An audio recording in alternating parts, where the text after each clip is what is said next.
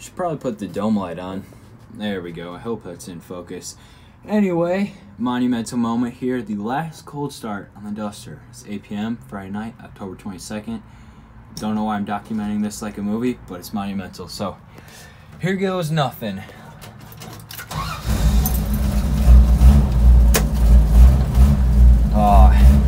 Sounds good.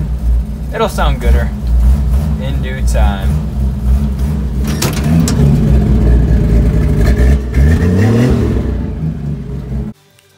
As you can see behind me, the Duster is back in the back bay for like the first time in a year. This is giving me major flashbacks to the first time we built this thing. This is weird. This is so weird. So tonight, got the hood off, so you can see, got these seats out, because we're gonna be crawling around in there, figured just get them out, and then got the exhaust off too, which I started up without the exhaust and I forgot how ridiculous this thing sounds. I'll throw in a clip.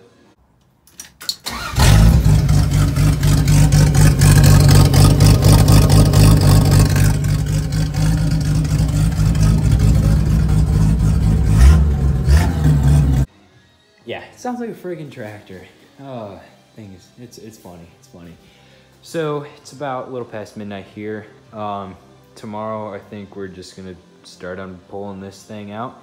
We'll see how far we can get. I think the plan is, obviously it's gonna take a while to swing this combination in there and get everything mocked up, but tomorrow, by the end of the day, I like to have a rough idea of what the motor mounts look like and notch the K-member and possibly have the floor cut. I think it's a pretty reasonable goal, or at least reasonable goal for the end of this weekend. I think it's safe to say these guys are a little fried. This isn't even that bad compared to some of the previous ones, but for some reason, I don't know why, we always battled an exhaust leak with this gasket right here. Like, replace it, and then every month and a half, it just blow out again. I've been rocking this for a couple months now. This one isn't even that bad. You see, we had double layered with a bunch of silicone. And I guess she worked. They're still there.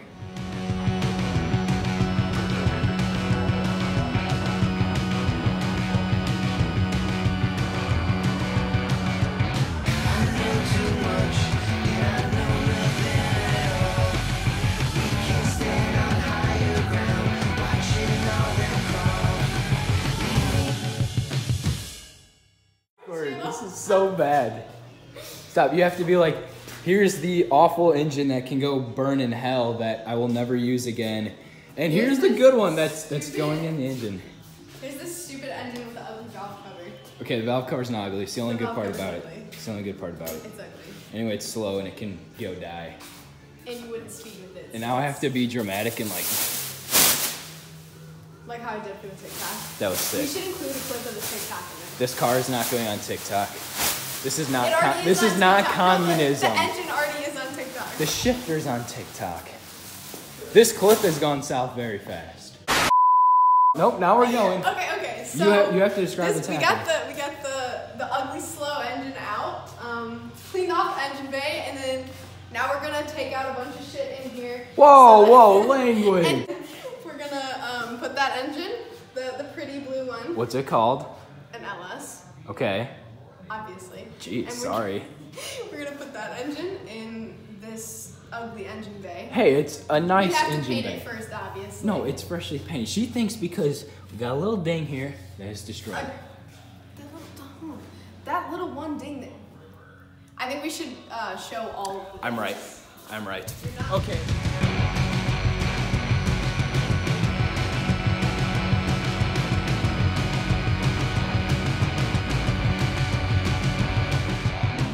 Well, the engine is in. This is the second time we had it mocked up here. The first time it was hitting the wiper motor. Well, the chain was for the hoist, so just popped that off, and then went ahead and took the bell housing off just so we could slide it back some more, and then took the motor mounts off. I just had them kind of bolted in the center here, but they're hitting the steering box, which we might get lucky because I got these adjustable plates. We could slide the mount maybe as far forward as it'll go, and I think with this perch from the slant mount, it may line up. We'll have to see once the front of the engine drops down, but the issue, well, first thing we're gonna have to cut here is a little bit out of that mount because with the GTO pan, I got the filters right there, so the filter's hitting it, so we can't slide it back or put the front down anymore. So you can see that Sharpie mark on there. I'll go ahead and notch that. We'll see where that gets us. I think once that happens, we can go back a little and then just drop the front down. It should sit pretty level. It's looking like we don't have to cut a whole lot out of the K-member. It'll definitely have to be notched. I don't know, maybe 1.5, 2 inches by, I don't know, maybe a foot wide or so. That's kind of what it's looking like right now. We'll have to see once we get that spot for the oil filter notch. So go ahead and do that and see where it gets us.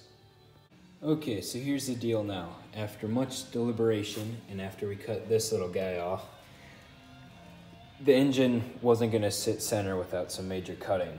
And then thought to myself and remembered how much, oh God, how much I always hated that the seats looked off center because the floor was off centered. That's right, whoever designed these cars back in the day decided to put the trans tunnel off center. So if you look at any LS-Swap Mopar or LS-Swap A bodies online, you will see that the engine is off centered 1.5 inches to the passenger side. After many hours of frustration and thinking and planning, we have a decent plan. We got the K-member notched here. I can't remember what I talked about in previous clips or whatnot, but we made the notch center on the K-members. The engine's got to be offset with the way the floor is. That's just the tunnel in these cars is offset 1.5 inches to the passenger side.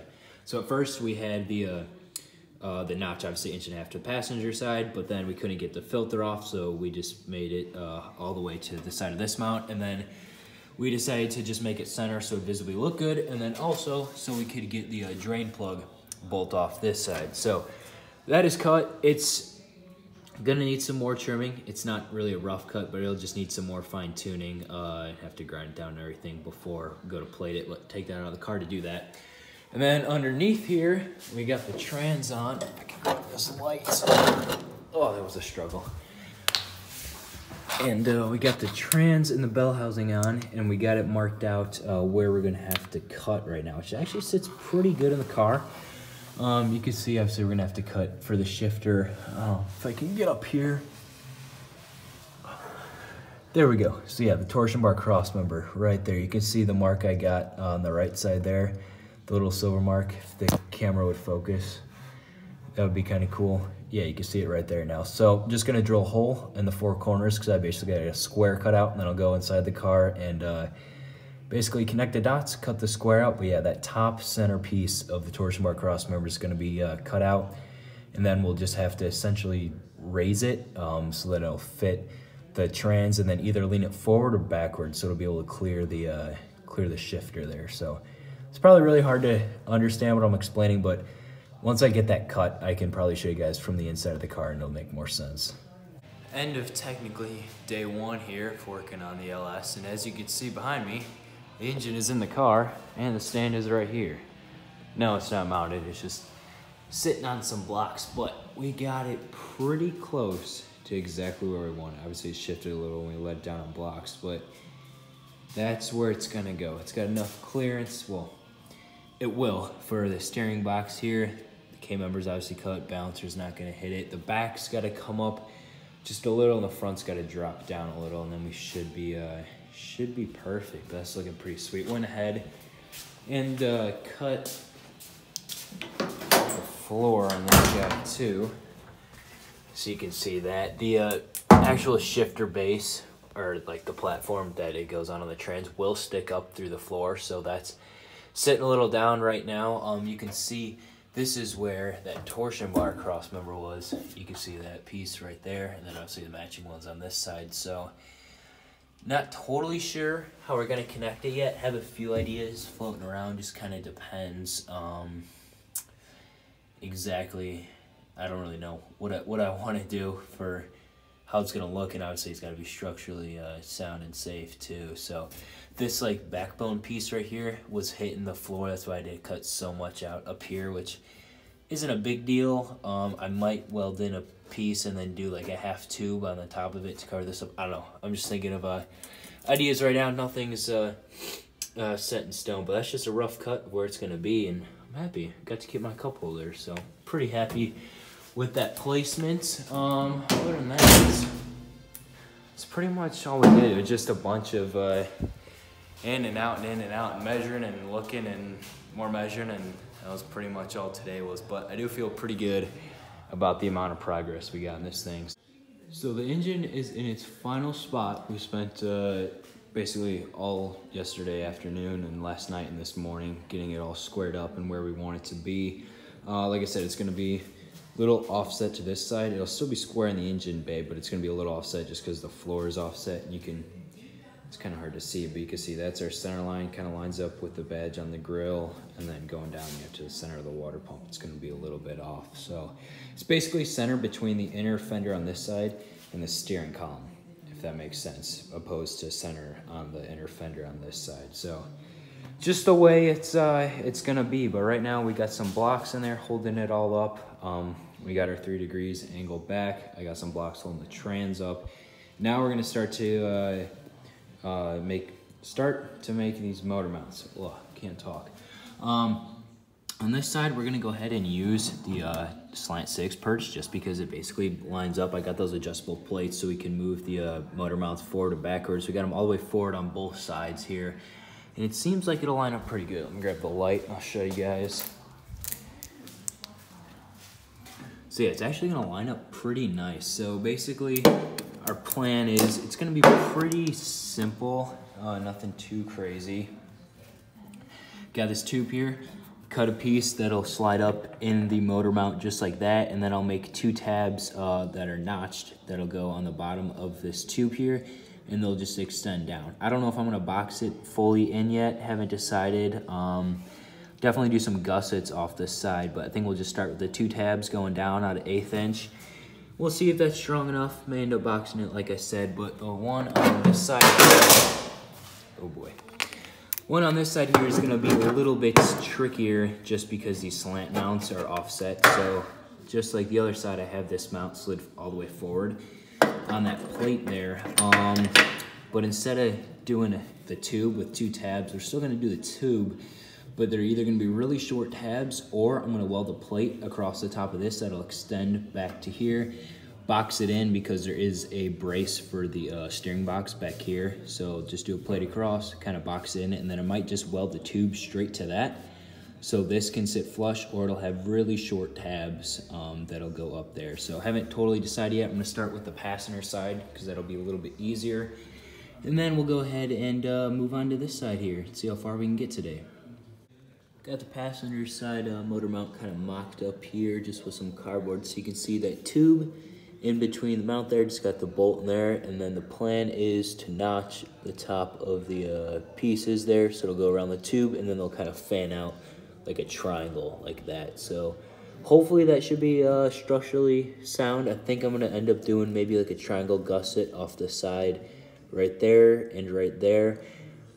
I don't really want to box this whole thing in and put a plate on this side and put a plate on the inside just because I think that's a little overkill. I have seen some guys who did do that, like a similar kind of style mount on this side. They basically just made a box and put it up, but like I said, I think that's kind of overkill. And this kind of looks simple and clean. So maybe I'll do like a triangle gusset on the inside and one on the outside, or maybe just one on the outside. I don't know. I haven't decided yet. Well, here we go. The cross member here is done. It's off center, but that's the way the trans is in the car, so I had to make that plate obviously offset, and then I put little triangle gussets on each side. Had to make this guy a little shorter and kind of blend it in down there, and then do the triangle on the side like that, and then one on this side as well. And then I went ahead and just put this plate on the top and welded it in between, because originally it had they're kind of like U-shaped plates on both sides, and they had like a lip that was welded across, and then it had the original rubber block in there. And just to simplify it, I went ahead and did this. I like it. Welds aren't the best, but they'll definitely hold. Now my plan is I'm gonna go ahead and make a wood template that'll sit on top of this. That'll be the rubber bushing that'll go between this plate and the bottom of the trans mount. So at least I can get it made out of wood. That way it'll support the trans. And then once that's done, I'll have to figure out exactly what we're gonna make it out of. I'm thinking rubber because it'll be flexible, and that's what the original mount was. Or it might be like a silicone of some sorts. I'm not totally sure. We'll figure it out when the time comes, though. Well, there's my little makeshift wood block wedge. That thing is definitely gonna have to be a metal wedge with a rubber mount underneath that. There's no way I'm gonna make that all out of a rubber silicone. That's a lot taller than I was expecting. It's 2 1/8 on this side, or on the driver's side, and then it's 7/8 tall on the other side there. But that gives me a good idea of what we're gonna have to make, and I think that'll hold the trans pretty strong. I'm happy with that. This mount actually doesn't look that bad. I dig it. That's a pretty big step. Now the next challenge will just be figuring out how in the heck we're gonna make that wood block out of a flexible piece, like I said, rubber silicone. Gonna have to think on that one for a while. Driver's side mount here is all made up and tacked in place. So the first thing I went ahead and did is made this little plate that goes over this mount here, just to kind of start with a clean base. There was like a hole on the stock mount, but I figured, just put the plate over it. Plus, that way I could weld the tube in the center here straight onto that plate instead of making a little standoff. So I figured it'd just be simpler that way. As you can see, I got a bolt through it right now. I had to cut the head off. But I think for the actual bolts that we're gonna use, I'm just gonna have to grind one side of the head down, and then obviously putting it on the back side, and this side will hold itself in place, which not the biggest fan of, but just based off these circumstances is kind of what's gonna happen, unfortunately. I might end up trimming this part here back for the alternator and then making a cap for it. I'm not totally sure yet. I've yet to mock that up. But then along the back side here, you can see obviously the tube on the back side isn't welded to anything. So my plan is, if I can figure out, there we go. And I guess it'll work. I'm gonna do the same thing I did on the other side. I'm gonna make a little notch piece with kind of a triangle base, and then that will rest down in here. This is kind of the bracket where the steering box goes. So that'll be sturdy enough for the backside. Fully weld this around, fully weld this plate on, and I think that will be good for our driver's side mount. It is completely level in there, which is sweet. And yeah, that's a pretty big step. So the next thing is gonna be to yank the engine and the trans out right now. Pull the K member, fully weld the mounts and everything, those plates, box it in, tear off all the suspension, yeah, and then throw this thing up on stands, rip everything out from underneath it, prep and undercoat the entire bottom side, new fuel lines, new brake lines, new gas tank. Want to do some stuff to the rear end, repaint all the suspension, repaint the engine bay. Hopefully we can get all that done within, I'm kind of hoping, I don't know, maybe like 2.5 weeks. Then we can put the engine and trans back in for good, once that's all cleaned up and painted, and then start on everything else. But yeah, that's gonna do it for the first LS video. I'd say that's some pretty good progress. We got obviously the mounts on the trans mount and the engine in there after basically a little over a year of planning and figuring out how this is gonna go down. Pretty stoked.